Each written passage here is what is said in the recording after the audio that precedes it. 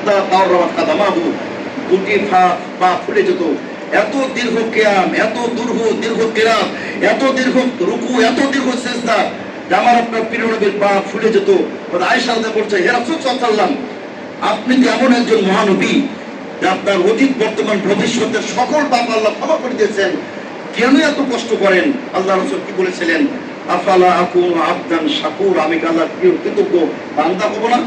এজন্য সম্মানিত শ্রোতাবৃন্দ, আল্লাহ আপনাকে মুসলিম করেছেন, মুমিন করেছেন, তদুপরি সর্বোপরি আহলে হাদিস করেছেন। আলহামদুলিল্লাহ, আলহামদুলিল্লাহ, আল্লাহর প্রতি কৃতজ্ঞ থাকবেন।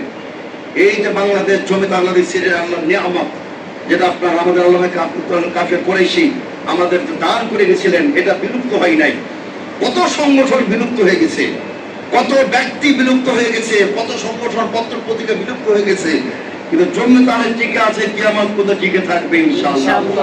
আমি শুধু দুটি বিষয় 2 মিনিট করে কথা বলে আলোচনা শেষ করবো। আপনার অনেক দূর দূরান্তের লোক, আপনাদের যেতে হবে, আমরা আমাদের সেটা উপলব্ধি আছে। একটি যেটা দুটি আমাদের প্রফেসর ওসমান গনি সাহেব এবং সাহেব ডক্টর শহীদুল মাদানী তারা বলেছেন, আমি আবার পুনরাবৃত্তি করতে চাই। একটি হলো এই যে আপনার আমাদের উন্নয়ন তহবিল, আমাদের সম্মানিত সুধীবৃন্দ, আমাদের অনেক প্রজেক্ট কিন্তু আপনারা শুনেছেন, বিশ্ববিদ্যালয় আলহামদুলিল্লাহ। আমাদের সামনে প্রজেক্ট হলো একটা মেডিকেল কলেজ হবে জমিয়ত আহলে হাদিস আলহামদুলিল্লাহ। আমাদের ছেলেরা ডাক্তার হবে ইনশাআল্লাহ, আমাদের মেয়েরা ডাক্তার হবে আলহামদুলিল্লাহ। ওই যে ভঙ্গ তাওহীদ, ওই যে আপনার হিজবুত তাওহীদ, আমি একটা বক্তব্য শুনলাম যে একটা মেয়ে বলতেছে, মিথ্যা একটা মেয়ে বলতেছে, আমরা কেন হিজবুত তাওহীদে যোগ দিলাম, তার কারণ হিজবুত তাওহীদ ছাড়া সকল সংগঠন, সকল ইসলামী দল বলে মেয়েদের ক্লাস 5 উপরে পড়া নিষিদ্ধ করে। নাউযুবিল্লাহ, কত বড় অপবাদ!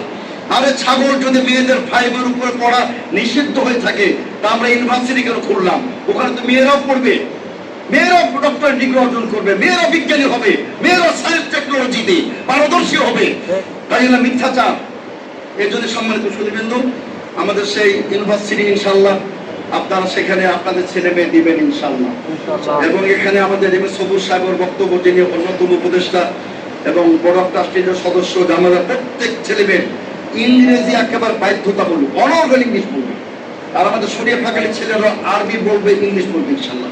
পরিদর্শন করবেন, আপনারা যাবেন, আপনাদের যে কোনো পরামর্শ আমরা সাদর গ্রহণ করবেন ইনশাআল্লাহ। আর আরেকটি হলো যে এটা মাসে মিনিমাম 100 টাকা। সম্মানিত সুধীবৃন্দ, আপনার 100 টাকা কিন্তু কিছু না, কিন্তু এটার পিছনে বড় বড় মেগা প্রজেক্ট হয়ে যাবে। আপনি কিন্তু কবর শুয়ে থেকেও আপনি নেকি পাবেন ইনশাআল্লাহ। যতদিন পর্যন্ত সেখানে ওই কাজ পরিচালিত হবে, ইসলামী শিক্ষায় শিক্ষিত হবে জনগণ, আপনার কবরকে এই দান আলোকিত করে দেবে ইনশাআল্লাহ।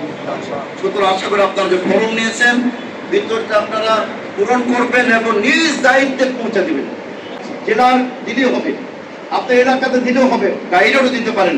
আমাদের আপনার একদম ডিজিটাল সিস্টেম আল্লাহর রহমতে, আপনি দিবেন, মেসেজ চলে যাবে আপনার কাছে যে রিসিভ টাকা, একদম যেমন বিকাশে যায় ইন্টারনেট। আমাদের আল্লাহর রহমতে সায়েন্স প্রযুক্তিতে জমিয়ত এগিয়ে গেছে আলহামদুলিল্লাহ। বাংলাদেশ জমিয়ত আহলে হাদিস সন্ত্রাস মুক্ত এবং রাষ্ট্রদ্রোহিতা মুক্ত একমাত্র সংগঠন, যেটা জনগণের মহাপথে, জনগণের ভালোবাসা, জনগণের কল্যাণের উপরে কাজ করে চলেছে আলহামদুলিল্লাহ। সম্মানিত সুধীবৃন্দ, আমি আর আলোচনা দীর্ঘায়িত করতে চাই না।